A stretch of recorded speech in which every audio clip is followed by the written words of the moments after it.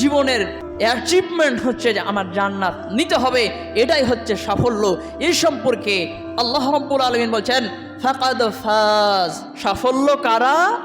যারা জান্নাত পেয়েছে, যারা শাস্তি থেকে, জাহান্নামের আযাব থেকে পরিত্রাণ পেয়ে গিয়েছে, ফাকাদ ফাজ, তারা সাফল্য। 1000 টাকার মালিক, 1000 কোটি টাকার মালিক হওয়া এটা সফলতা, তবে এটা পৃথিবীর অর্থের মানদণ্ডে আপনি সফল। আপনি অনেক ক্ষমতার মালিক, পৃথিবীতে দুনিয়াতে ক্ষমতার মানদণ্ডে আপনি সফল। আপনি মাস্টার হয়েছেন, পৃথিবীতে সোসাইটিতে সম্মান পাওয়ার দিক দিয়ে আপনি সফল। কিন্তু আপনি কি প্রকৃতপক্ষে যেই সফলতা লাভ করার জন্যে আসমান থেকে দুনিয়াতে এসেছেন, পৃথিবীর বুকে এসেছেন, সেই সফলতা কি আপনি অর্জন করতে পেরেছেন?